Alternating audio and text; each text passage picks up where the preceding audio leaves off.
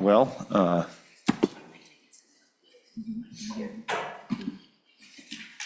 We thought maybe we were going to be tighter, but there's not that many of us here. oh, I just thought you were We're just not trying being, to get away. She's, okay. We're good. We're going back to COVID rules, huh? Yeah. All right. Mr. Paulo, thanks very much. We'll open the meeting, and you can do a roll call. Thank you very much, Mr. Chairman. We'll do a call for quorum. Commissioner Racines? Here. Commissioner Meyer? Excused? Commissioner Naves? yes, Commissioner Pope? Here. Commissioner Wallace? Here. Commissioner Reville? Here. And Chairman Gordon? Here. We have a Mr. Chairman, we quorum. have a quorum. Excellent. So I'll do some quick confirmations as we get started here. Mr. Erickson, if you could help confirm that we are now live. We are recording. Our transcript is running as well as closed captions. Yes, sir. Thank you. Appreciate that. And I will make my quick announcements here as well. Agendas and sign-in sheets are in the front of the room. Please fill those out if you are here in person. And for my disclaimer, key decisions pertaining to the Wyoming Stable Token Initiative will be made by the commissioners of the Stable Token Commission or the state legislature in public meetings such as this. At this time, no blockchain has been selected for deployment of Wyoming stable tokens, and no Wyoming stable tokens have been issued. Further, the only commissioners are those appointed by statute, the governor, or a majority vote of the commission. Information outside of these public meetings should only be considered factual and legitimate if it is distributed through our official channels. At this time, those are limited to our website at stabletoken.wyo.gov, the Wyoming legislature website at wyoleg.gov, and our social media channels with the @WyoStable username on Twitter, YouTube, GitHub, and Warpcast. And with that, Mr. Chairman, I can run through today's agenda to make sure we're all comfortable with it. Please. Thank you, Mr. Chairman. So we will do our standard review and approvals. We'll do the agenda, the monthly budget review, and I'll share the updated contact list that we have. We'll discuss a couple of takeaways from recent meetings or other scheduled events that have moved around a bit. So we'll cover off on all of those. We'll do our stable token industry update. There's two critical pieces of legislation in the US to touch on there, as well as the kind of the perspective from around the world. We'll spend some time on recruitment. We have, in our last meeting, we spent some time talking about the 5 positions the Stable Token Commission is looking to onboard for the following biennium, and I'd like to move forward with those. We will then walk through the subcommittee structures and make sure everyone is comfortable with that. We'll then have Commissioner Pope speak with us about some of the internal controls that we should start getting in place ahead of the July 1st date when we receive our one-time allocation of $5.8 million, and we'll cover off on some of the next steps for us. Any questions on the agenda? Any questions? Hearing none, I'd entertain a motion to accept the agenda. It's been moved. Is there a second? Second. Been seconded by Commissioner Pope. All in favor signify by saying aye. Aye. Aye. We have an agenda. Thank you, Mr. Chairman. So moving on, I will quickly just mention, we do not have meeting minutes for our last discussion prepped yet. We'll cover off on those at our next meeting in June. We did take the full 3 hours at our last discussion. Hopefully we'll be a little bit more expedient on this one. So just a quick reminder what we discussed at that last meeting. We discussed the Lummis-Gillibrand Payment Stablecoin Act with Chris Land, General Counsel of the Office of Cynthia Lummis. We did review those job content questionnaires, and we also went through a rulemaking memo. So moving on from there, next thing to take a look at is our monthly budget review for the month ending April 30th. So again, it's the 2 long pieces of paper that you have in your folders that are stapled together. A couple things just to point out. There's really no outliers on this, but just take a quick glance. So in terms of one of the main drivers of our expenses, which is the 100 series, salaries and benefits, you'll note that that has stabilized over the last quarter. Over the first few months that I was on board, There was some volatility there due to different benefits being charged in different months, but we've had a consistent number there for the last 3 months now, so I'm happy about that. You'll note that there was some out-of-state travel for both team and commissioners in April. So for myself, that includes going to the DC Blockchain Summit, at least booking in April, travel for the DC Blockchain Summit, and meeting with our congressional delegation. And also was the prepaid expenses for Commissioner Navas's trip to be here with us now. So we expect there to be a smaller number there in May for expenses that were just from being on the ground. Moving on to support services, again, the number in April there is $48 for MISC, that miscellaneous items. That is essentially our recurring software as a service charges every month. So I would expect that to stay stable again based on what we have now in terms of the portfolio of services that we use, and nothing on the professional services side. So to date, we've spent about just north of $200,000 since September. If we look at the numbers holistically, our projected expenses by the June 30th biennial year end is about $227,000, which is about 45.5% of the initial allocation we received from the statute. So all that to say is we expect there to be about $273,000 left over that we're not spending. And again, the goal for our commission is to pay all the dollars that we're taking out of the general fund back. So the less we use, the easier that job becomes. And if you would like to see some more detail, there's certainly the page that's attached here. We don't need to go through this, but if you are looking through that and have any questions on the specifics there, please don't hesitate to let me know. Are there any questions on the monthly budget summary? Questions? Hearing none, please proceed. Thank you, Mr. Chairman. So right behind the monthly budget review there is the contact list. Again, this is one that I've just provided hard copies of and is in the Commissioner Google Drive folder as well. Keep in mind, we don't share this because there's a lot of contact information on it, and we don't need to necessarily speak on any of the specific people in here. All of this to say, if you turn to this last page, I got my little tabulation here. Since we started our RFI period, the first one following Thanksgiving, I have been in contact with, so either text or email with 483 people, have met with 340 of them, and that's across 244 unique organizations that are all interested in helping us out in some way, shape, or form, whether that's through vendor services, being part of a subcommittee, or now we're getting into some of the policy and regulatory elements. Those people are coming onto our radar. And what I'll say is, we discussed this in our last meeting in April. At this point, I'm not necessarily doing very active outreach. That was really a dedicated period of time in November, December, and even a little bit in January. At this point, people are coming to us, which is a great turnaround. And there's a ton of interest in what it is we're doing. We've been able to be a bit more loud about it. And as a result, we've still got some growing traction. Are there any questions on the contact list? Any questions? I don't hear any. Thank you. So, thank you, Mr. Chairman. Moving forward into what we have as item 3 on our agenda, meeting wrap-up, just a couple of things to rattle off here. So in our last discussion, we talked about moving both our September and October meetings in different ways. So our meeting on September 19th, we are not changing the date, we are not changing the time. However, we are going to relocate that meeting to Laramie. We had agreed on that at the last meeting. That way we can take part as a commission in the Wyoming Blockchain Stampede. I believe it's the 7th year they've had that program at the university. So we will be meeting there, and I'm working with Professor Lupian, who runs the Center for Blockchain and Digital Innovation, and is one of the tenured professors there, to make sure we get a space booked up for that. Secondly, we had also talked about our October meeting and actually moving the date for that one. We pushed a week back because we expect a number of us will be in attendance at the Wyoming Global Technology Summit in Jackson. So that is already on the calendar, and that has been adjusted as well. And a final note on that one is I have reached out to the organizers of that event to see if we can get a panel about the stable token program, because we'll have some good support there from our own commission as well as some of our congressional staffers too. Moving on to the next one here, 2024 board member training.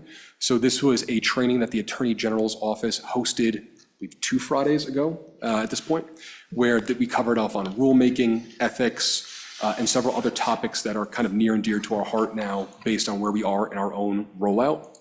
So I've shared those materials with the commission. Everyone should have access to it. I would certainly recommend flipping through the rulemaking deck that the AG's office put together. I think there's a lot that will factor into what we're doing. And we've touched on much of it in our conversations, but it's always good to have that reiteration there. So everyone has access to that. Another quick note here, I was able to spend some time in Washington, D.C. last week. It was rather serendipitously Wyoming Wednesday with our congressional delegation and also the D.C. Blockchain Summit. So I was able to speak with Senator Lummis, Senator Barrasso, as well as Representative Hageman about what it is we're doing and make sure they're aware of all the work that's going on in the state, while Senator Lummis is certainly pushing things at the federal level. And at the DC Blockchain Summit, I was able to sit on a panel with members of the Texas Blockchain Council, as well as members of the New York Department of Financial Services. So it was a very interesting parallel between what they've done and what it is that we're building. And then finally on here, I wanted to cover off on Monday's conversation. So we had our presentation as the Stable Token Commission to the Select Committee on Blockchain, Financial Innovation, and Digital Technology. I was happy to hear they may be just retitling that as the Select Committee on Emerging Technology, save some words there. Our update was pretty straightforward. It was simply just giving them an update of the last 6 months since I was sitting here in November, testifying about what we had done to date then. Their questions predominantly were on the scope of the project and how we could maximize that over time, particularly around the multi-chain approach and how we can do that. Commissioner Navas and I were able to answer questions about kind of net. We understand that rolling out on a multi-chain approach will take some time. However, from a design perspective, it's something we need to keep in mind from day one as we build this out. And the other piece is on the procurement side. Obviously, we talked about this a number of times, during the budget session, we were able to get the Stable Token Act amended, and we have the ability to do our own competitive bidding. So they wanted a quick follow-up on what that's achieved for us so far. And I mentioned that we're going through our own drafting of the procurement rules and all of that. And Mr. Paulo, were they satisfied? Did you get that sense? Mr. Chairman, I think they were quite satisfied with everything but the audio on my microphone. Okay, thank you. That seemed to be a little bit of an issue. Are there any other questions on some of these meetings and discussions that were highlighted today? Questions? Nope. Excellent. Thank you, Mr. Chairman. I will continue and proceed to our stable token industry update. So in terms of just the size of the market, we're at about $160 billion of stable tokens in circulation. It's about a 2% increase since the last time we spoke. About 50% of it is still Ethereum. Number moves up a little bit if you count layer 2 networks on top of Ethereum. Tron also makes up about 35%. Those numbers haven't really moved much since we last spoke. And trading volumes, 24-hour trading volumes are still about 100 billion, 93 billion, up to $100 billion over a 24-hour span. So 2 things I want to touch on from the domestic regulatory perspective are Staff Accounting Bulletin 121, AKA SOB 121, and then the FIT 21, which is the Financial Innovation and Technology for the 21st Century Act. So SAB 121 is guidance that came from the SEC that, kind of hand-waving a little bit here, said if you are a financial institution and you want to custody digital assets on behalf of a customer, that can't be segregated. You have to put on your own balance sheet, which has some complexities about what happens in bankruptcy or receivership, and it also increases the liability that that institution would need to have on its books to maintain balance. So it was kind of a way to shut down financial institutions from getting involved in this sector because no one wanted to touch it. It didn't make a whole lot of economic sense. So that was, there was a vote in the House 2 weeks ago to repeal that, which went through. And then last week, I think it's actually happened while I was in DC or the day after I left, the Senate also voted to overturn SAB 121. So that is heading to President Biden's desk. He did say at one point earlier in the kind of dialogue after the House passed it before it went to the Senate that he did intend to veto it. And it's interesting that that has not happened yet. It might be a sign of, the signals in this space where this is becoming somewhat of a key issue in the 2024 presidential election. Before I move on to Fit 21, I know it's kind of a high-level view, but I know some of the other commissioners are also monitoring these updates. So if there's anything else that the other commissioners want to add, love to give them opportunity to do so. Any? No? All right, thank you. Cool. Thank you, Mr. Chairman. And I would say to the commissioners online, if we're not picking you up, it's because we're off to the side, so feel free to squawk if you need to. Thank you, Mr. Chair. Will do. Okay, thanks. Excellent. Thank you, Mr. Chairman. Moving on to the Financial Innovation Technology for the 21st Century Act. We are a month later, and yet, once again, it's less than 24 hours after a major piece of legislation was put forth, right? So the Fit 21 Act is a broader market infrastructure bill for digital assets. It covers off on digital commodities, what's called restricted digital assets, and permitted payment stablecoins. So essentially, this bill would delineate quite well the responsibilities of the CFTC versus the responsibilities of the SEC, and create some clarity there where we don't quite have that at the moment.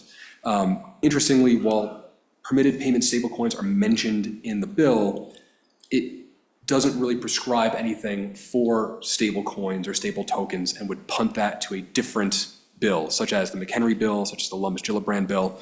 So there's nothing in this really that would impact us in the immediate term, in my opinion. If anyone has a different opinion, we'd love to hear it. So that was put forth, came from the House Financial Services Committee, and passed yesterday with a vote of 279 to 136.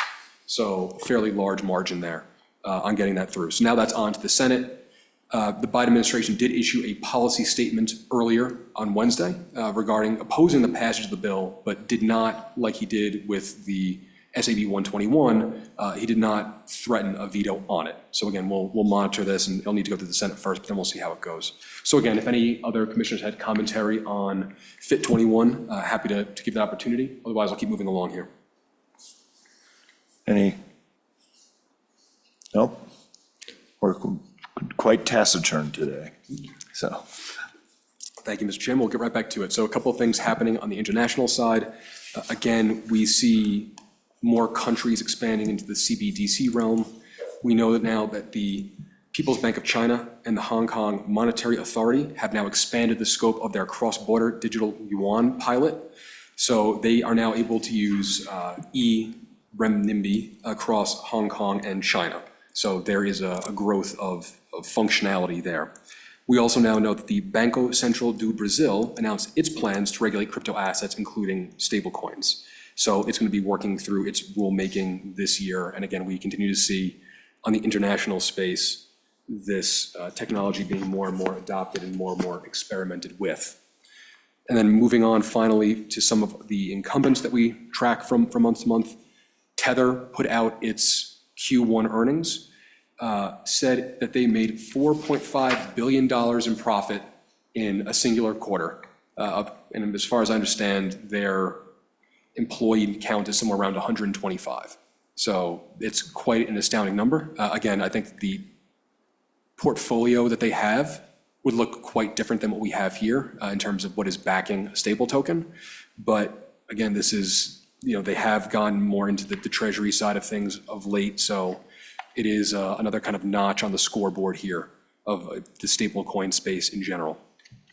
Speaking of which, another of our domestic incumbents, Circle, looks like they are going to be re-domiciling in the US. I believe they were domiciled in Ireland. We know that Circle did privately file an S1 last year, and the expectation is if they're going to be attempting to go public and IPO this year or next, they will be domiciled in the US to accomplish that. Do we know where they're going to be domiciled? Mr. Chairman, I do not. I can certainly dig that up. Okay. They might consider Wyoming. Mr. Chairman, that would be delightful. And then finally, in my news update here, in terms of stable token volumes, between Tether, Circle, and another coin called DAI, which is a project of MakerDAO, their transaction volume month to month now is surpassing Visa's 2023 monthly averages. So again, we see the adoption of stablecoins going up quite rapidly and competing with the traditional incumbents in the payment space. And we're going to keep a close eye on that as that continues to hopefully grow in the near future. And that is my newsroom update for the month. If there's any other comments or questions, would be happy to entertain them. Comments, questions? Okay, proceed. Thank you, Mr. Chairman. So now moving on to something a bit more perhaps tangible here, recruitment. So last time around, we looked at what we call JCQ's job content questionnaires that delineated the responsibilities of the executive director, the project manager, chief financial officer, chief risk and compliance officer, and chief information security officer that we intend to onboard in the upcoming biennium once we receive funding from our budget request. So there was a little bit of feedback from that discussion, not much, just some roles and responsibilities we've changed around to a certain extent. And then I've also run the ball a couple yards forward with the different teams responsible for helping us get these jobs posted so we could start looking into circulating them and getting interviews off the ground and getting them filled. So in terms of where we are, one I could take off the board easily is the executive director role. I am certainly very appreciative of the commission offering to extend myself through the next biennium, and that is all signed, sealed, and delivered now, so I look forward to working with everybody. Coming up next would be the senior project manager, and in your folders, you should have a number of, you should have a group of paper here that's paper clipped together, and you'll see two forms for each role. One is the JCQ, which again should be familiar, as we went through last time with some minor edits. And then you'll see something called a PER-06 form, which goes to the A&I and HRD teams to help us get these positions listed. So I'll run through these quickly. There's certainly a ton of overlap between the PER-06 forms, so no need to go too far into weeds on them. For the project manager role, I don't believe we actually made any changes to this role functionally. We did find a couple of instances where we used the term cryptocurrency and swapped that out with digital assets. That's kind of a boilerplate comment across all of these, but generally speaking, the senior business project management analyst role did not change. And if you look at that PER-06 form, which looks like this, if you need to, if you're digging out pieces of paper, you'll see, again, there's pretty similar information across these. All of these roles are going to be for vacancies. They are not going to be reclassifications. You'll see them as NPOS, which is new position, because these are all new positions with no incumbent in them.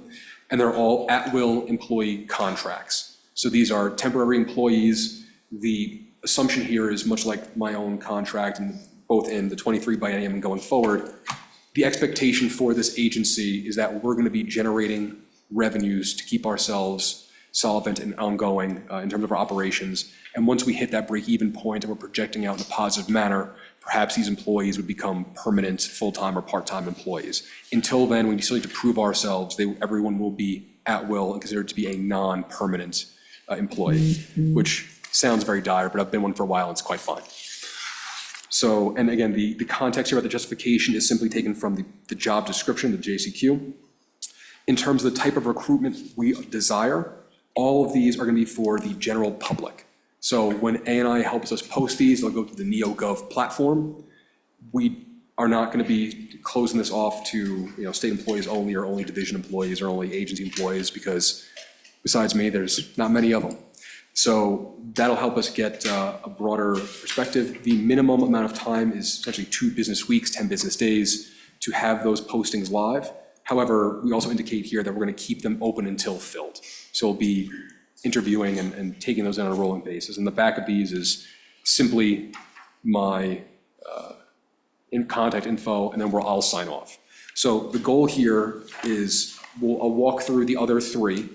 Again, there's not much different from last time around, but I think what I would propose would be a motion to adopt all of these at once, and then I can take them to the A&I team, sign off on them formally, say we have the commission's approval, And then they're confident they can help move this process along by end of day tomorrow, so the jobs will be posted before Memorial Day.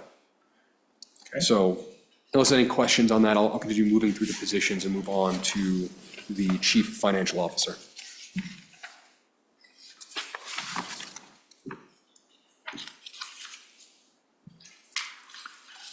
Questions, concerns?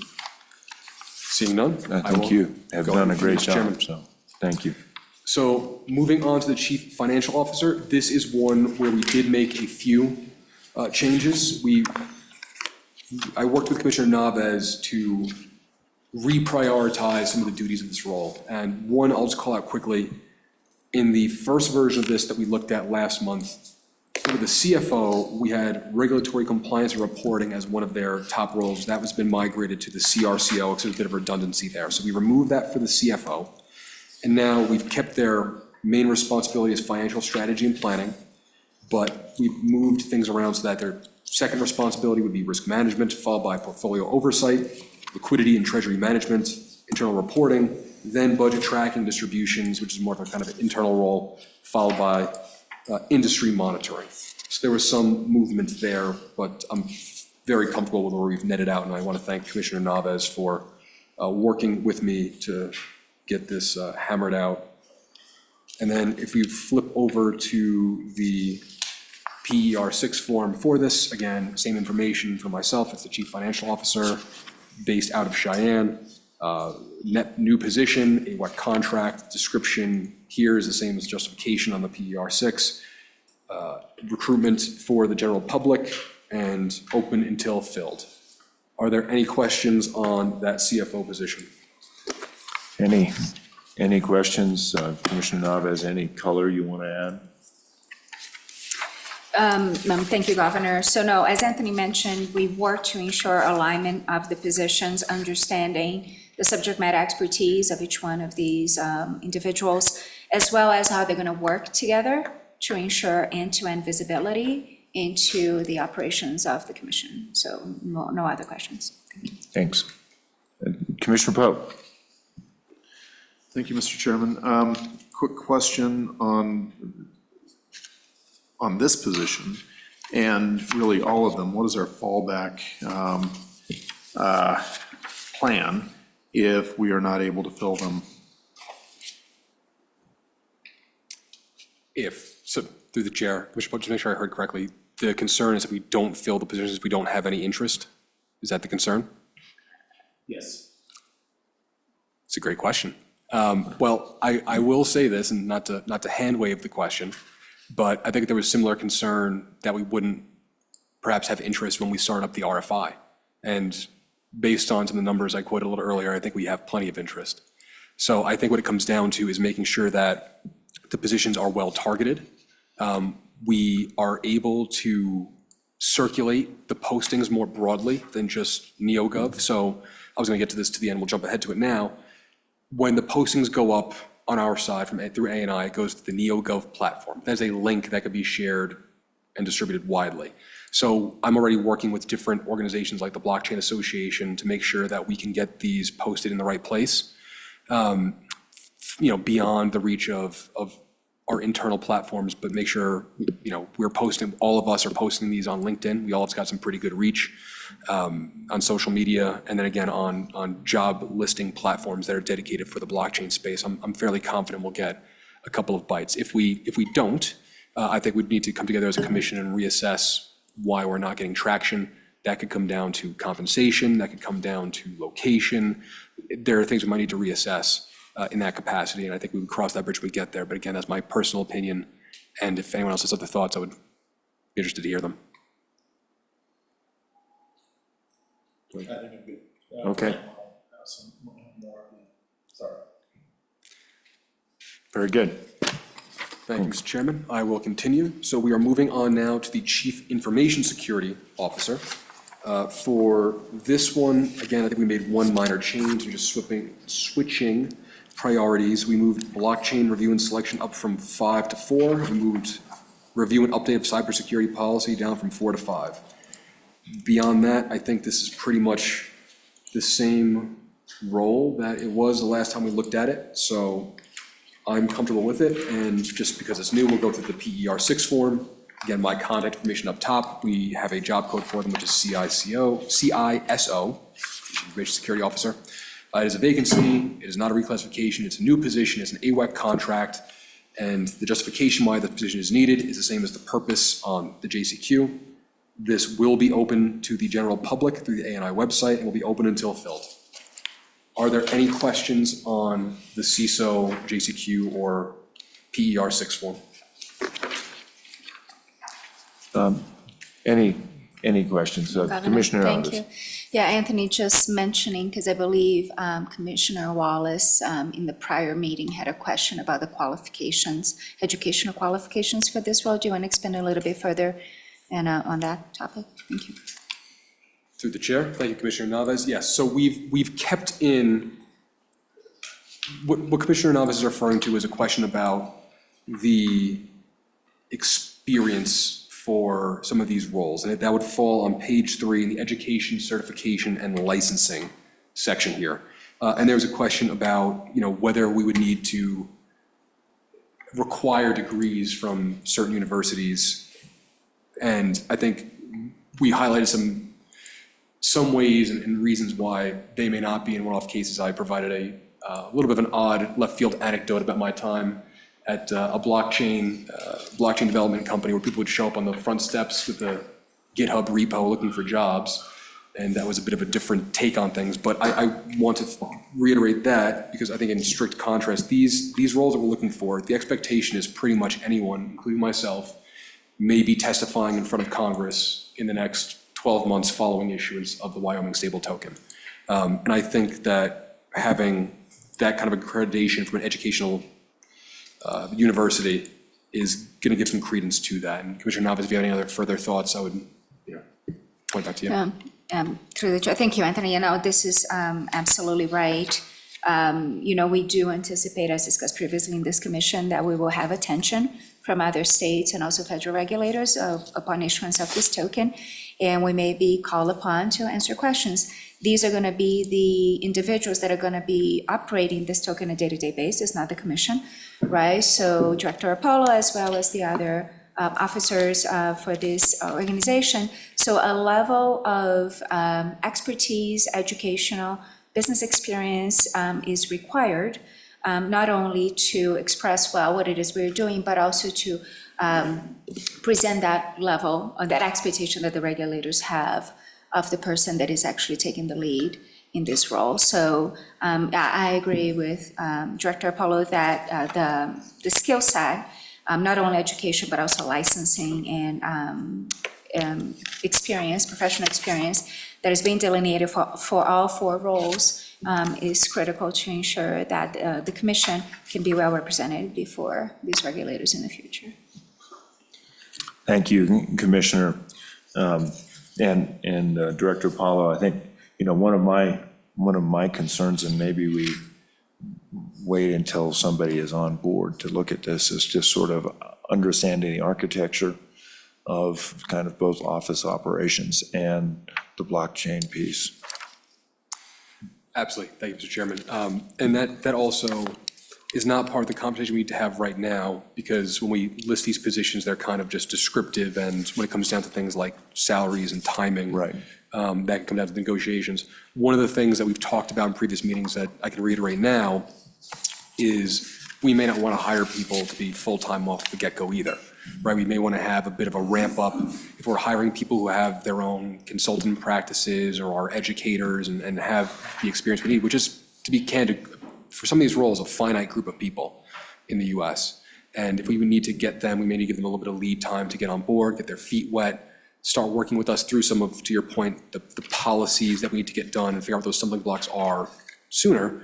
And then when we ramp up to a position where we're about to launch a stable token, that's a position where they could be hopefully full-time at that point. And I think that may help us out too in terms of kind of setting the lay of the land and continuing to build a foundation that we've already started to do and put some meat on the bones. Great, thank you. Commissioner Bell, did you have your hand up? Okay. No, I did not. Further questions? There are none? Please proceed. Thank you, Mr. Chairman. So moving on to our last position here, this is the Chief Risk and Compliance Officer. Again, I don't believe we moved anything around on this one. This was in pretty good shape. There was some redundancy with these roles on the CFO side, which we've addressed. But generally speaking, they are still going to be kind of the top of the heap. Everything that we're going to be doing needs to be highly transparent, public, will be scrutinized, and they need to really come to the table prepared for whatever comes their way in terms of the regulatory hurdles we're going to face and some of the other pieces that we anticipate. So this role, again, the description hasn't changed, but this is something that we know is going to require a little bit of a search to find the right person for this role. So I'll quickly just cover off on the PER 06 form, same info at the top for myself. This is the CRCO position in Cheyenne. I'll come back to that in a second. It is a vacancy. It's not a reclassification. It's a new position. It's an AWEC contract. The description on the JCQ, the purpose of the JCQ is the same as the justification here. Open to the general public and open until filled. And one thing I'll quickly mention is on all 4 of these PER 6 forms, we have city or cities as Cheyenne. And my understanding is that is where the nexus of work will be.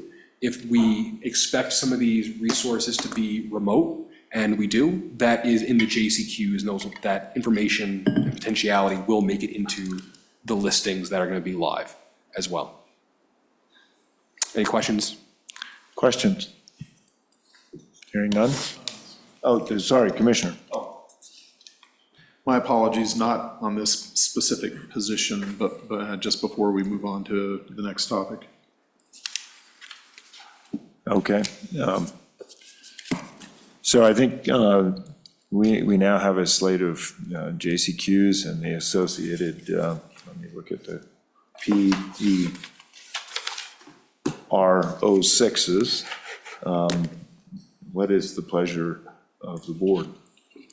I think you had suggested a motion and being inclusive of all these, and I would certainly entertain that motion. So moved, Mr. Chairman. Been moved by the auditor. Is there support? Second? It's been seconded by Commissioner Pope. Discussion? Discussion? Hearing none, all in favor? Oh, I'm sorry, yeah. Thank you, Mr. Chairman. All right, so this is kind of the opposite question from earlier on. If we were to fill all of these at once, do we have an idea at maximum salary what our monthly cash usage would be in order to move forward and plan for our budget?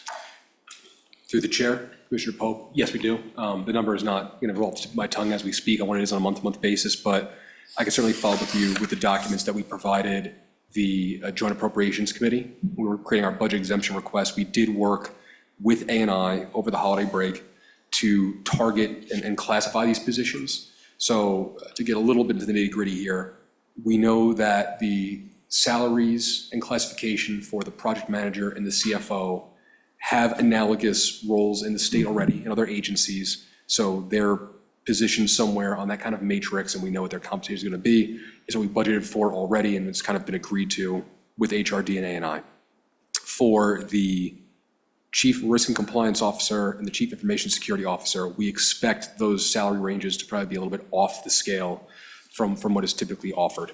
And that's kind of the reality situation. So when we did our budgeting, we expected that, and we put in the larger numbers that are kind of in line with median salaries for those roles when you start adding in some of the complexities around blockchain. So, well, again, I don't have a specific number for you. I can certainly send it to you. We have anticipated that for the full biennium. Please follow.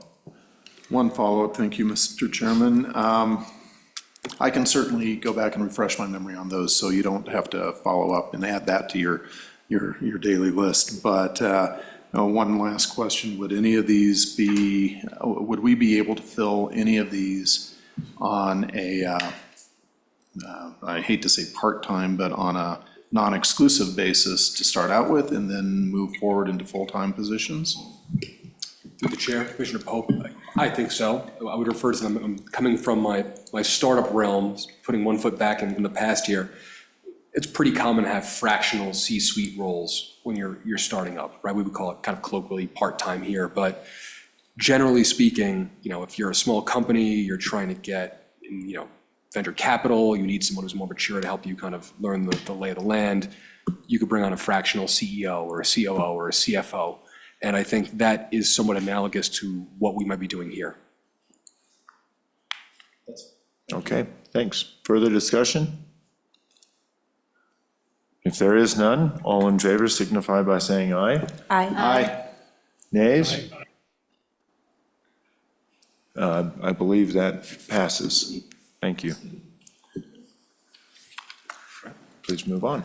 Thank you, Mr. Chairman. So I will keep everybody in the loop, but again, the goal will be to have these postings up hopefully within the next 36 hours before the holiday weekend. And then we could promote them after Memorial Day, but that way they're up in the system. So thank you. Okay? So moving on, I think the next item on our list is the subcommittee structure. And this is another one of these files that has some names on it, so this is something that's gone just to the commission. This is not public quite yet, it will be in the future. But we've been talking about subcommittees for a while. They were stood up at one point. We put a little bit of a pause on it as we figured out the lay of the land. And now I think we're at a point where we've moved further along enough, and we've certainly got enough work in front of us that we should certainly be, availing ourselves of the wisdom of the crowd. So this sheet in front of you, I'll walk through what it is structurally, and if there's appetite for going through some of the commissioners who are involved in each of these, happy to have the discussion, but generally speaking, this should be considered a draft. We can move people around. We need to figure out what times work for everybody to have, let's say, weekly meetings on different topics. But I wanted to kind of put something down as a flag in the ground here to get started, and that way we could build on top of this. So I will start walking through this, and if anyone has questions along the way, please don't hesitate to stop me. So again, from the commission's perspective, while I'll be running the day-to-day, the expectation is once we have other resources in, they would be helping with this process through these working groups, and we'd also have commissioners assigned to each of them. The kind of verticals we have for subcommittees would be technology, legal, finance, and operations. And before we get into these discrete working groups under each, there is a horizontal that goes across all of them that is rulemaking, right? So we've talked about in our last meeting the rulemaking process, what we need to get done, and I've consolidated that view here. So for the technology side, we need to create rules for the Wyoming stable token itself, how we're able to mint and issue it, how they are redeemed, and all of that. Legal is a little bit of what we'll call a placeholder, or maybe an educational piece here. We're not going to be doing anything on the legal side, in my perspective, but when you look at something like the Secretary of State's office, they have rules on rules. So I've listed a couple of items here that'll help the commission, if they haven't gone through the rulemaking process yet, become familiar with it through the Administrative Procedures Act, the AG Rules Handbook, et cetera. When we get over to the finance side, this is where we could talk about reserves management, right? So some of this is already defined by statute in terms of the assets that the commission is allowed to invest in and hold in trust. But there's other things we should be considering here around perhaps fiat custody, the rotation of repos, and things that get a bit more granular. And I think there is a discussion to be had here, whether reserves management needs to be a rule or a policy. I think we've talked about it as a rule, and I'm happy to continue going down that route of exploring and doing that documentation. What my understanding is, I think we have Devin here who may be able to correct me if I misspeak, is we should be making rules when the decisions we're making would impact the public. And in a case like reserves management, the thought is if we take funds in, those funds may continue to be considered the public's funds, or they may be considered to be our funds. It's a bit of an accounting question there. And that determination may have an impact on whether we need to make rules for this. I think if we wanted the better safe than sorry argument, we'd go ahead and do it. And if we were to go down that route, the things we could leverage along the way would be guidance from the New York Department of Financial Services they have on their stable tokens, as well as what some of the other larger incumbent issuers have put forth into their terms and conditions and all of that. So that would be the reserves management. And on the operations side, we've been working through the procurement rules. We now have the ability again to make our own. I'm still working through this. I expect that to be done before the next commission meeting in June. The AG's office and Devin have been very helpful in pointing me in the right direction. We're using the state construction department's rulemaking from 2021 as a guide here. It's the most recent version of it. It actually is fairly similar to the structure I think we need to roll out. So more to come on that, but that one is already in flight. So Director Apollo, Yes. I would opine briefly on the rule versus policy from a practical standpoint. Rules take a certain period of time and there's a mandatory comment, et cetera. They can be emergency rules, but they are only in effect for a short time. Policies can be much more adaptive if this is an emerging regulatory environment. And then I also suggest that there may be opportunities here for some sort of hybrid. So Pardon, Mr. Chairman, I missed the last word there. there may be an opportunity for some sort of hybrid. Understood. Rules would be, reserves will always meet these requirements, but how we do that. Absolutely. Thank you, Mr. Chairman. Thanks. So that's the rulemaking at a high level. Again, we have a couple of commissioners tagged to that process. We'd also be working with the Attorney General's office. We would also be working, we expect to work with Paul Hastings, who we've engaged for some of these similar processes. So that's the rulemaking band that we've put there. Are there any questions on that piece before we start getting into the more granular working groups? Questions? Questions? Nope. You've done a good job briefing everybody. Thank you, Mr. Chairman. Well, there's certainly, on that note, in all seriousness, I do want to circle up with everybody on a kind of a one-on-one basis regarding this to make sure they're comfortable with where their names have ended up on here. Right. And also with, again, the timelines and the timeframes where people can commit to 15 to 30-minute, stand-up calls once a week for a given working group, because everyone's got their hands full with their own respective day-to-days, and we're asking them to do more. So I just want to make sure that everyone's comfortable with it, and we fit it into calendars well. And Director, I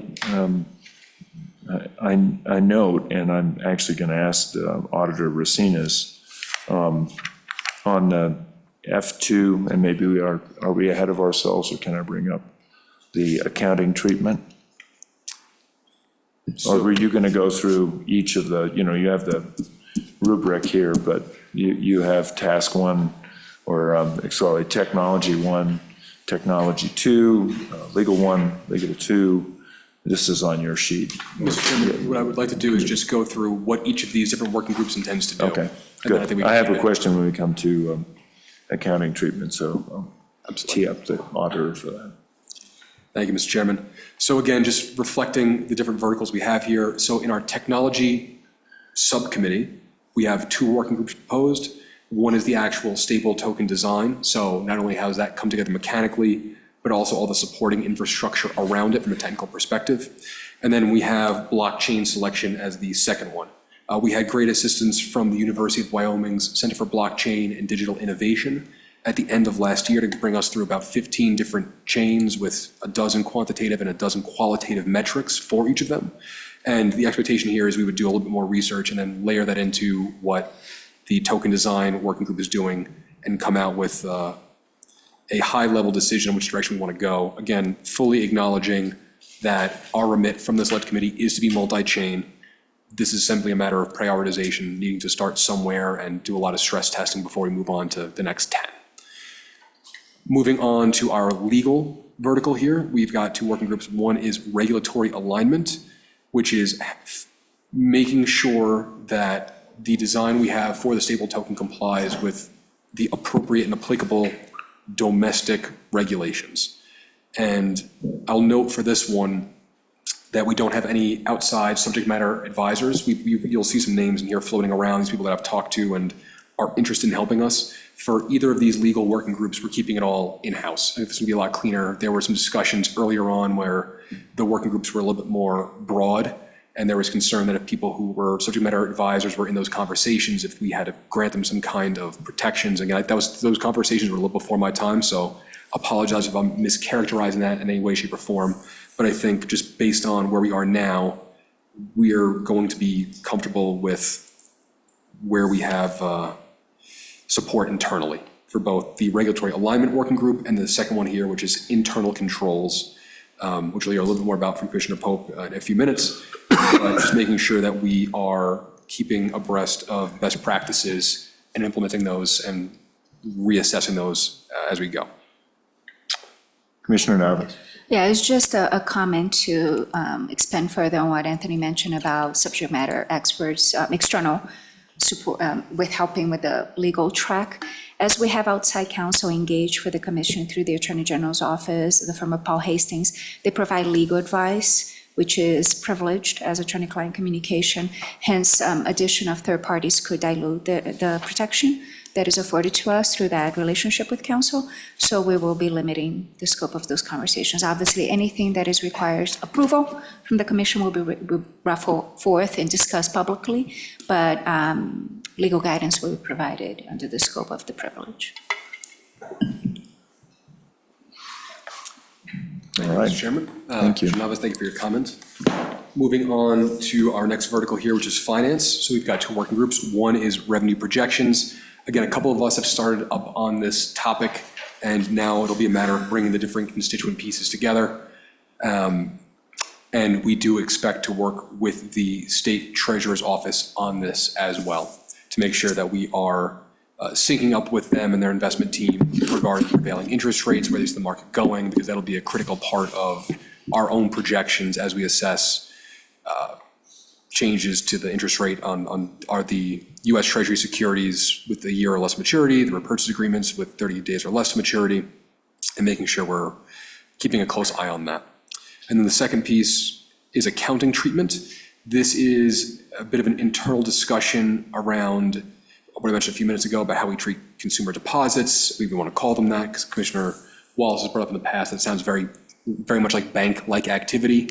So we'll figure those pieces out. And then we've talked in the past during the discussions we've had around agency structure, whether we should or should not be a component unit, for example. I would expect those types of discussions to go through this working group with Auditor Racines, and then potentially with MHP LLP, which is the state's external auditor, involved as well.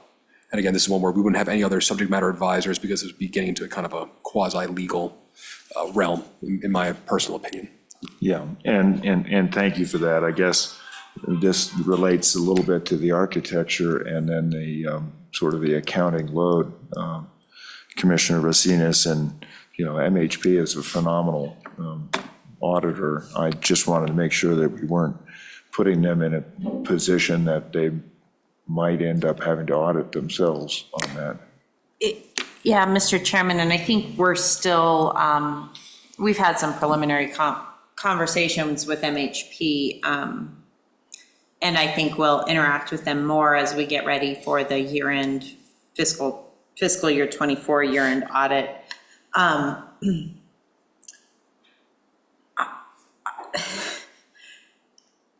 I would think that this subcommittee can be pretty limited in its scope, and probably maybe scope and time. And I don't mean to oversimplify it because it is not simple, but once we figure out how it has to go in the ACFR, that's how it goes. I mean, and the other thing I would say, I think it is important to include a couple of us on there, but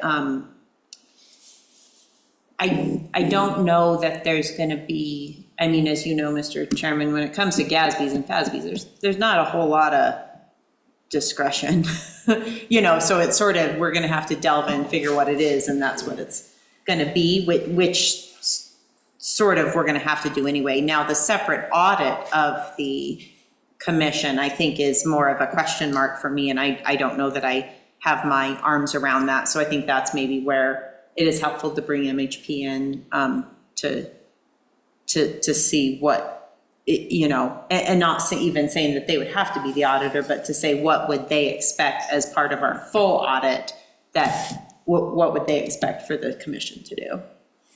Okay, well, and my thought was, do we need to start thinking about the potential of an RFP and all of that, which is maybe a little cart before the horse, but I just wanted to kind of at least start conceptualizing that. Yeah. Director. If I may quickly, and I see Mr. Pope's hand up. We've certainly talked to plenty of auditors along the way as part of our RFI and the conversations we've been having. The expectation is if we are a component unit, we will need to have a separate audit that would feed into the work that Auditor Racines does as well with MHP in tow. So I think we're all kind of aligned. I don't want to speak for anybody, but I think that's the general alignment of the conversations to date, and we've certainly budgeted for that as well. Okay, Commissioner, sorry. Thank you, Mr. Chairman. Just to supplement and add on to what Auditor Racines was talking about, eventually the accounting treatment and the research and the decisions made for that, regardless of who has input on it, is our responsibility. As anyone knows that's ever signed a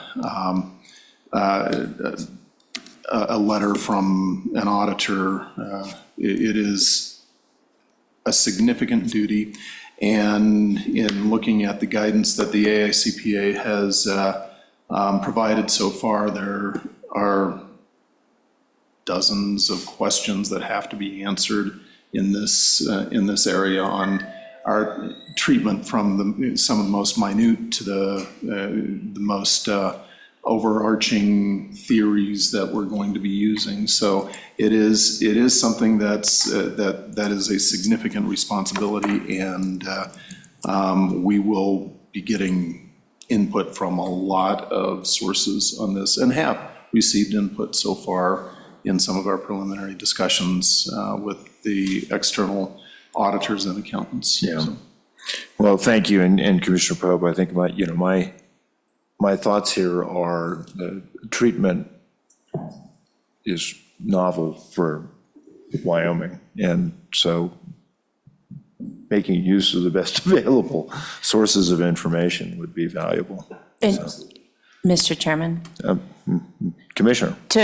to complicate, well, or maybe to simplify matters a little bit, in terms of, again, I think any separate audit of the commission is sort of one ball of wax. In terms of how the commission is then included in the state's ACFR, that may not really, and again, I don't have final answers on any of this, but their fiscal year 2024 operations in terms of dollars are very minimal. So I don't really expect much impact to the state's main ACFR potentially until after we issue not only just issue a coin, but do something at a larger scale. So at least from that end, it may not be bearing down quite as fast, because again, we're at a couple 100,000 for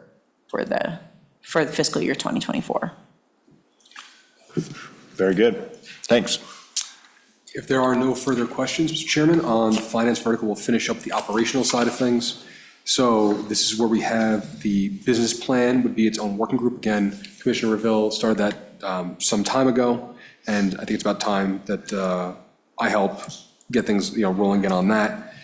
So we'll pick that back up with all the new information, all the new data we're getting, all these new growth metrics. So that'll be part of the business plan.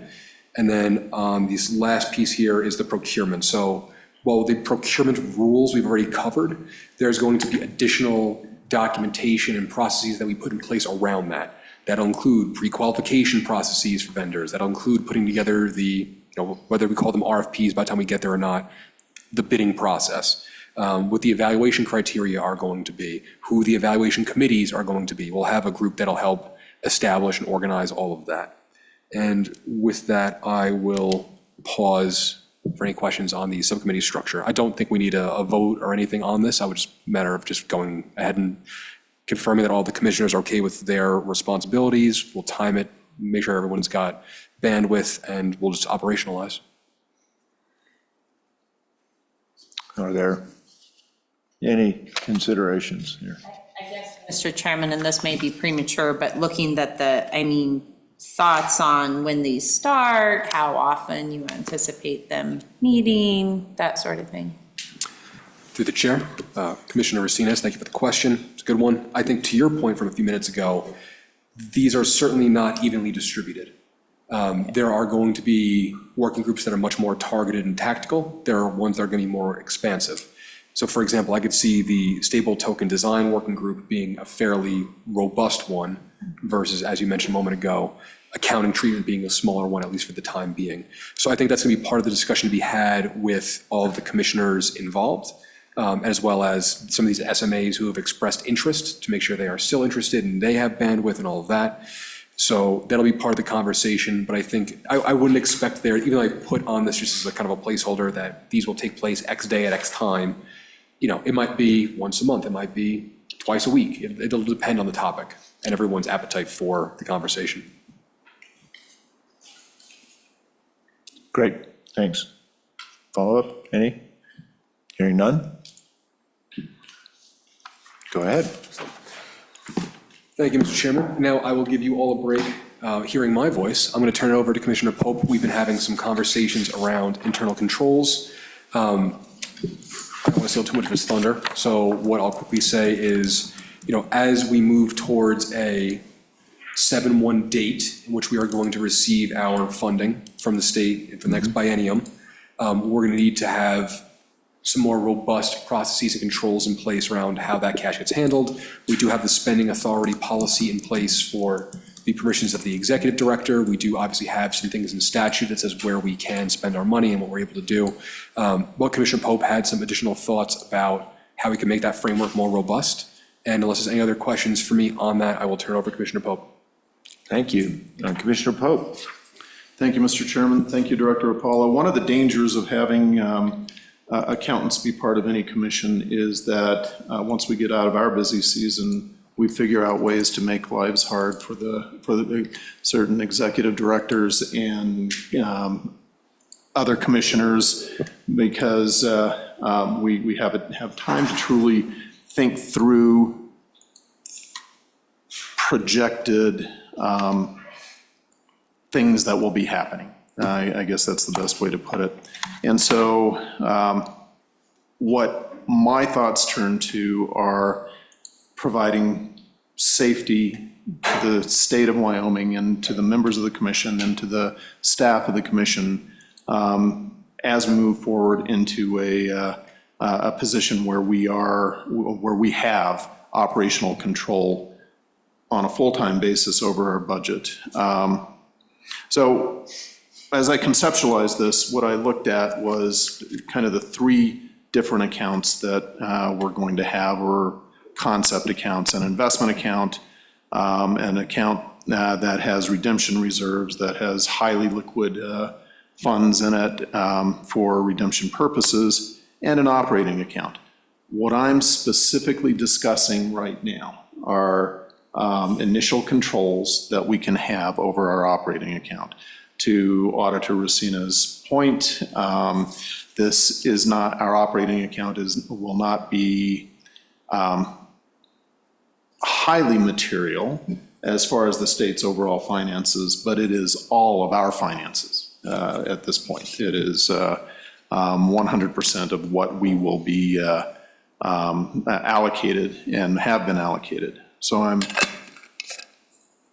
starting, I'll go over some of my assumptions first. First, we will, the first assumption, and anyone, I'm happy to talk about this in case my assumption is wrong. The first assumption is that we will gain access to our budget in July. Second assumption, we will create an operating account that separates that budget into an account that we have full control over. The third assumption, that control will be administered by Director Apollo. And number four, the assumption is that as we put into place these controls, they will have to be flexible because we will be bringing on a CFO, a CRO, and other staff that will have input into a final internal control document that we will prepare. So If you'll turn to the internal controls discussion document that Director Rapallo was kind enough to include in our package, it goes over a number of areas: segregation of duties, access controls, transaction monitoring, information security, compliance and regulatory controls, disaster recovery, training, and monitoring and review. A lot of those areas kind of align with some of the staff that we're looking at bringing on. And so we don't have to address all of these immediately. But because we will have operational control over funds, we have to address a number of them, at least on an interim basis, before July. So then you move on and. Can I ask you a question? Absolutely, Mr. Chairman. Just definitionally, 1C has implemented authorization for significant transactions, and I didn't know if you had an idea what significant. That, and so I'll get into part of this. We've already provided Director Rapallo with certain authority. And my suggestion is we revisit that and make a decision on what a significant transaction means as part of that. That is, I certainly, as part of a $5.8 million total budget, I have some ideas of what I would think would be. But I think that's a discussion that we have to have and finalize maybe in the next meeting. But So my second question on that is also the frequency of these transactions. And I just know those, but anyway. absolutely, your concerns are completely valid. We have, let's talk about the objective first, and then how we'll go forward on that. I did some amount of research in developing these areas. There may be more areas that we have to discuss, but these are the ones I came up with. And I tried to put in words an adequate objective. I'll read it for the record, and we can then move forward. The objective of this internal control document is to initiate conversations on how best to establish and maintain effective controls to support the security, integrity, and reliability of operations within the Wyoming Stable Token Commission. These controls aim to mitigate risks associated with financial transactions, data security, regulatory compliance, and operational efficiency. So our responsibility is to oversee all of the assets of the commission in order to mitigate those risks. And as has been codified, I think, mainly after the Enron debacle, boards and commissions can't divorce themselves from that responsibility. Mainly,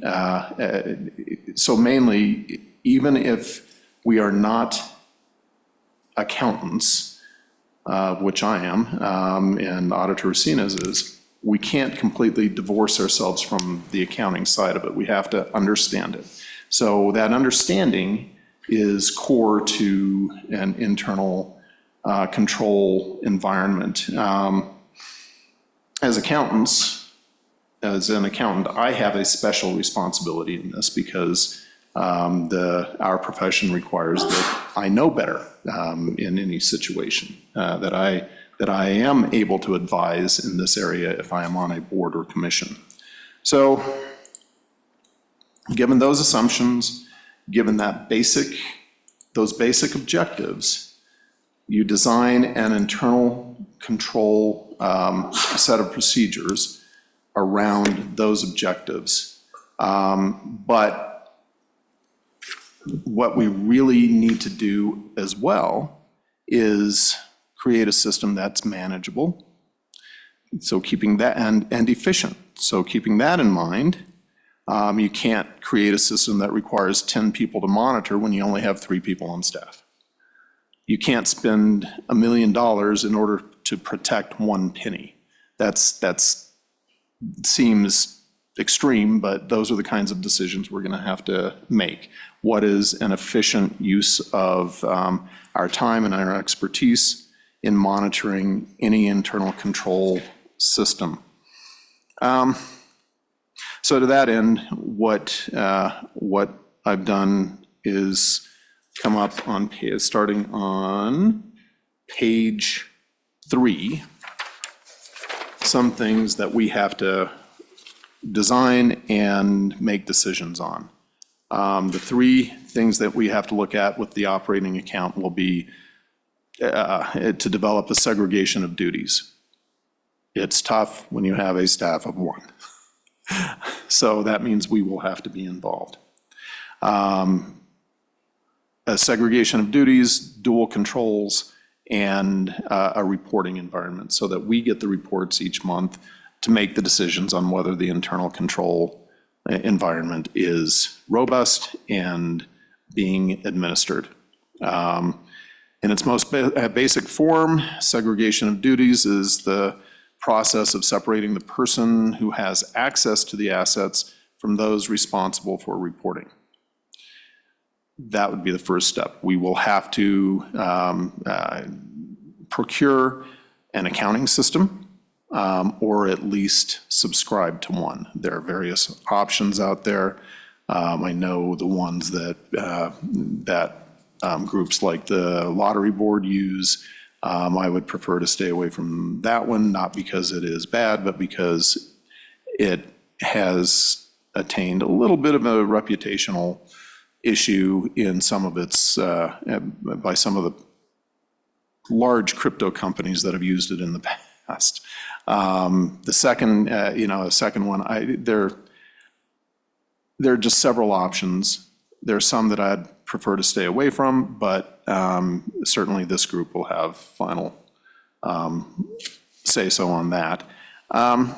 So we need to have an accounting system. We need to have someone input the data into that accounting system, and it should not be Director Apollo, because he will have spending authority over our budget. So that's segregation of duties, and that's very simple. You can have segregation of duties environment that takes 10, 20 people, and we can't do that right now.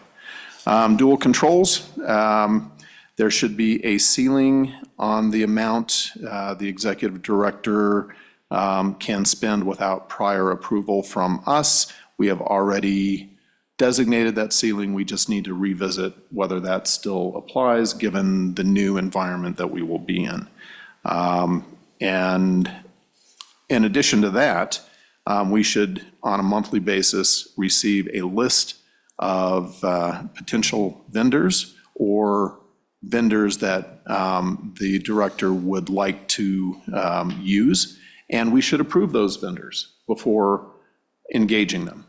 That's going to be part of the procurement process. We're going to wrap that in.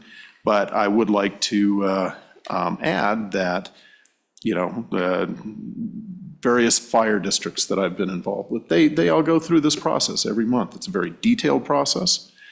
They also receive an actual list of expenditures made and who they were made to.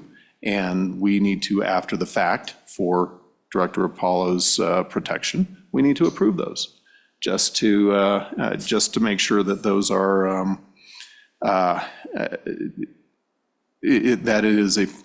those are formally noted within the minutes that we viewed them and we agree with those. Someone within the commission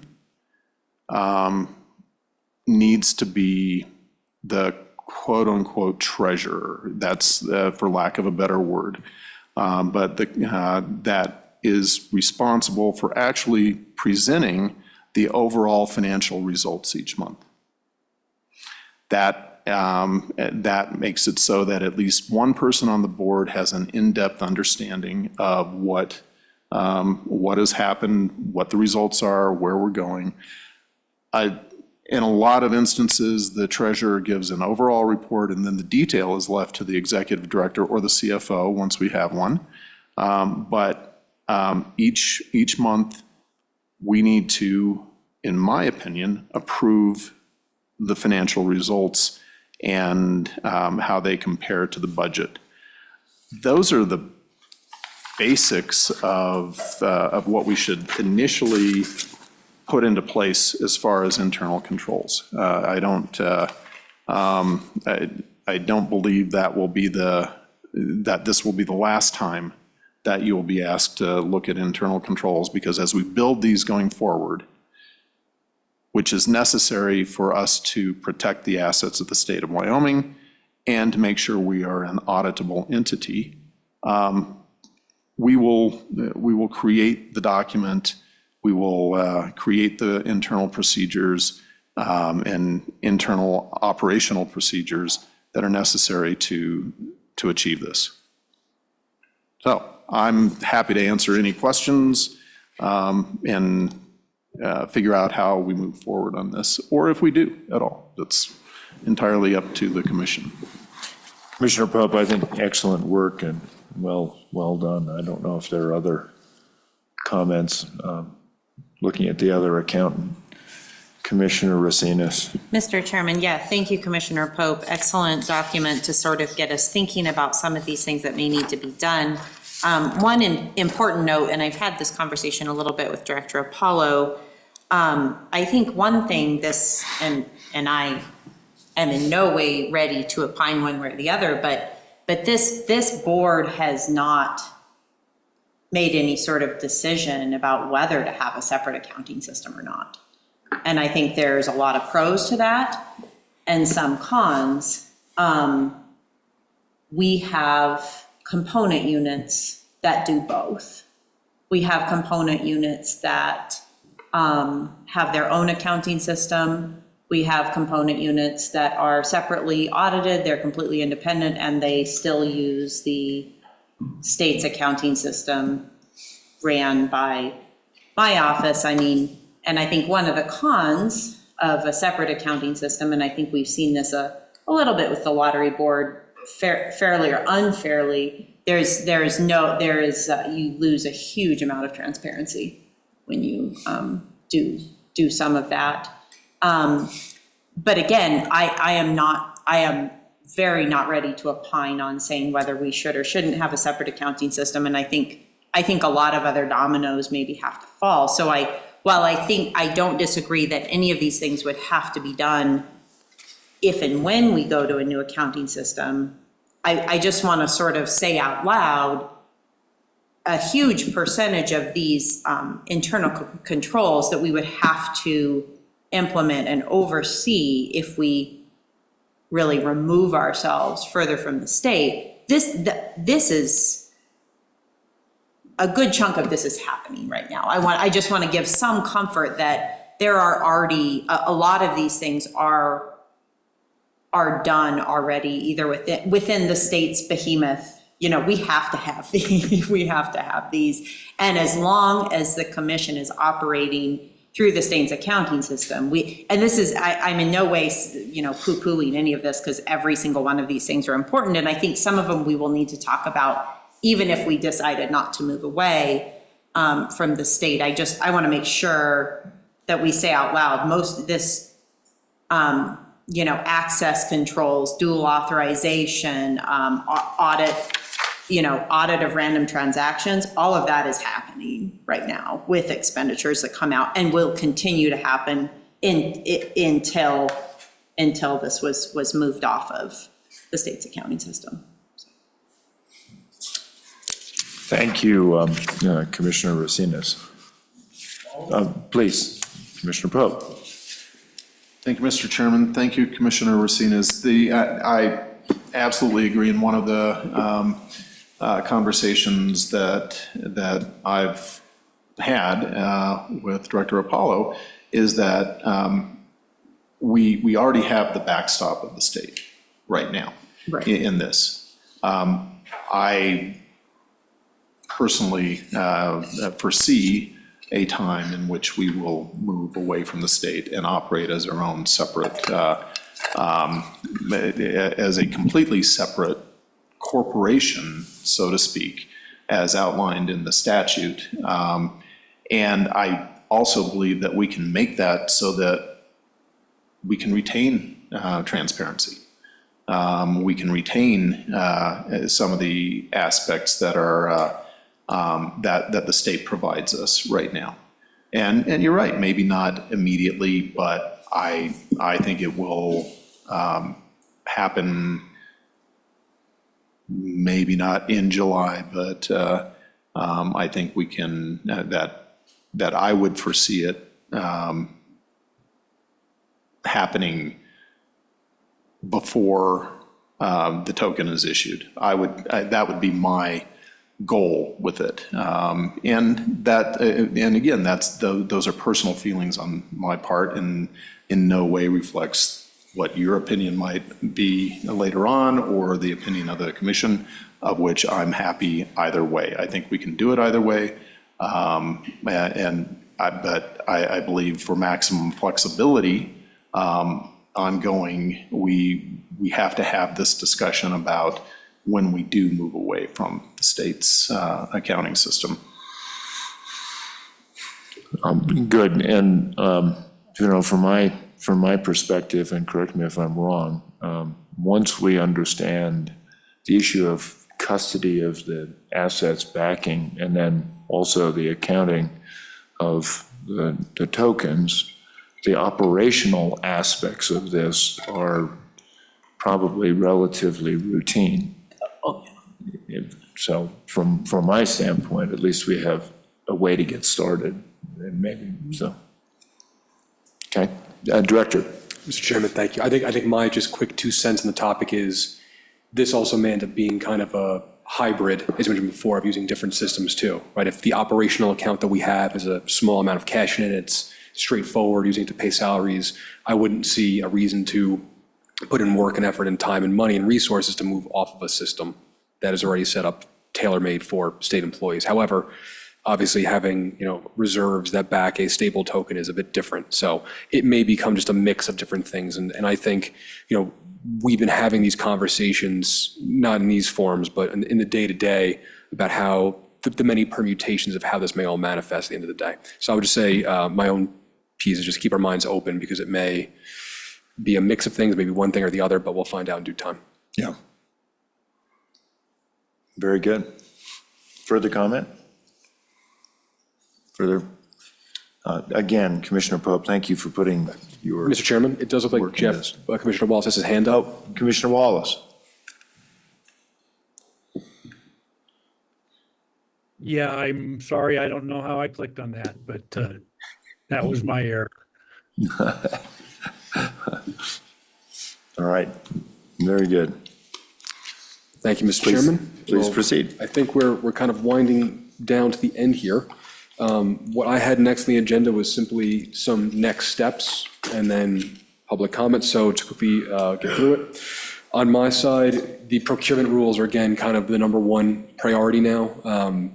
Again, they're in flight, just not something I was ready to prepare today. So we'll get that moving. And I think that's the thing we can do just based on that process, we can get done between meetings. And then the last thing I have on here is Notion collaboration. Again, our website is hosted on a platform called Notion. It has a lot of tools you could use for document generation, for sharing, in some ways similar to Google Drive that we use, but a little bit more robust. And I've been testing a couple of new functions with Mr. Auer from your office, as well as Commissioner Nabez, regarding how we can make in-flight tasks more transparent, Gantt charts that show the schedules of everything that we're working on, because there is a lot of moving pieces to this. And, I recognize that it's been a little difficult for myself to be a bit more timely with information. So I'm working on a way to kind of make things readily apparent for all the commissioners in real time. That is not something that's a shared document necessarily, so there's no worries about quorum or public meeting rules. But we'll give everybody better visibility into where we are, where we're going, and what we're accomplishing on a day-to-day basis. So that's my 2 cents on the next steps. I'll quickly also mention, just in terms of what's coming up next on our side, we have the Wyoming Digital Government Summit is next. I think that's Thursday. It's May 29th. That might be Wednesday. at the Little America Hotel. It's an all-day event. I will be hosting a panel on blockchain utilization in government agencies. I'll be moderating. Commissioner Pope, Senator Rothfuss, and Professor Lupien will be on that panel as well. And I believe it's 10:45 to 11:45 on the 29th. And then our next meeting will be here, well, it'll be in the Capitol Auditorium again, on June 27th from 9 to 12. And I would say after that, I'm done with my piece, but happy to answer any questions from the commissioners that they may have before I wrap from my side.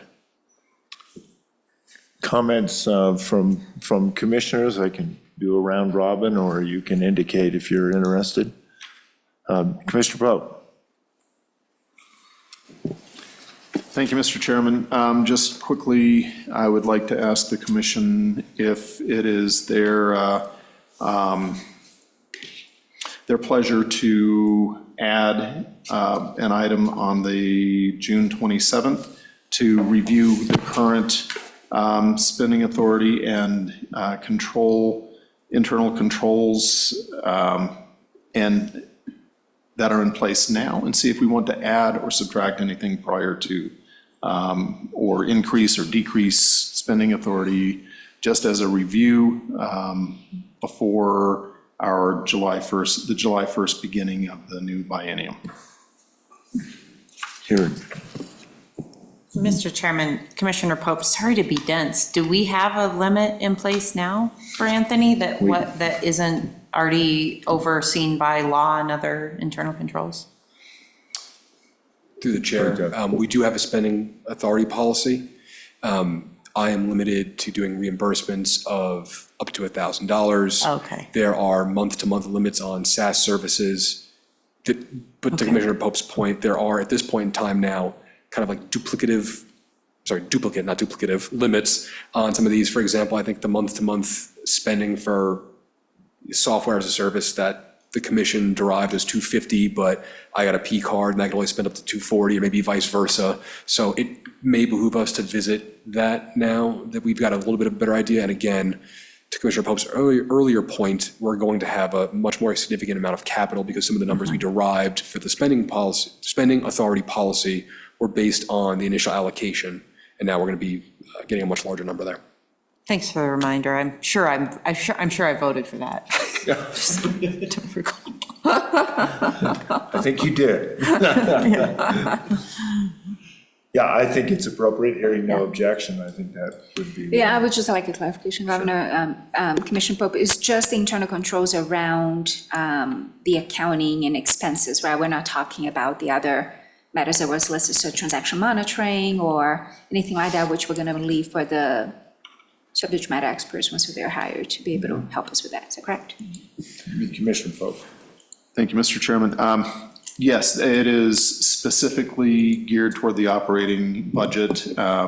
And because we're going to be hiring people, there are going to be other expenses. And it's not my opinion that we need to decrease that authority. The question is whether it, at this point, can be amended upward, whether the $1,000 is correct, and whether we need other controls in place at this time. Okay. Clear as mud. No, I think that sounds good. Further comments, further thoughts on this? I have one. I would like to, and I'm cautious about this, but would like to sort of visit where sort of an overall view of the calendar, what, watersheds we're wanting to reach at what point and all that sort of stuff. So is that something, Director Apollo, that you think, I mean, obviously there's some considerations around procurement and who's applied and all that sort of stuff, but just to sort of get a generalized notion of what we should have accomplished when. Mr. Chairman, I think that's great. Something that I've been working on as we speak. So layering things and like how long processes will take, basically, to indicating for process, and regardless, we do versus we need still later meeting with the process anyway. Right, so Yeah. mapping all of that out and putting pen to paper, that's what I'm looking to do with Notion and testing as we speak. So you put different dates in there, it creates these charts automatically, and then if we need to push a date, you click one button somewhere and everything just kind of shifts. And that'll give, again, a better real-time view than me trying to put a lot of day-to-day activity into Yeah, no. very verbose emails from time to time that you may have seen. Yeah, I'm thinking more just generalized. So, great. Other comments, other considerations? Hearing none, Director, I think, did you anticipate public testimony? Mr. Chairman, I did not hear from anybody specifically regarding testimony. I would quickly ask if there's anyone, well, I will let you ask if there's in the room. Sure. A few people here. Is there anyone, Okay. is anyone? I'm sorry? Please. Thank you, Brian. Good morning. Good morning, Commissioners, Director Apollo. My name is Lou Morgan, Black Time Financial. My question is, do you anticipate the possibility of a potential vendor being on a subcommittee or a subject matter expert, especially when it pertains to the design of the token for a particular chain? Director Apollo. Thank you, Mr. Chairman. Mr. Morgan, so we have instantiated a code of conduct policy that prohibits anyone who may want to be a potential vendor from serving on the subcommittees, again, germane to what they would want to put forth a book of work for. That's something that I think was even, came about even before my tenure. I've now put that into DocuSign, so for those who are interested in subcommittee work, that form is available. But the general thrust here is if you're looking to do a paid book of work on a given topic, you could not advise us how to go perhaps and solicit that same work. Understood. Thank you. Thanks. Brian, anyone else?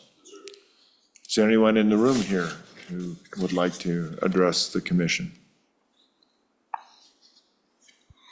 If there are no more comments, and we are at the end of our agenda, Director, what is your pleasure? Do we? Mr. Chairman, I would be delighted to give you an hour and 20 minutes back. Thank you. With that, members of the commission, I would entertain a motion to adjourn. So moved. Thank you, Director. Been moved and seconded. All in favor signify by saying aye. Aye. Aye. That motion carries. Thank you. And we'll see you in a few days. Thanks very much. Thank you.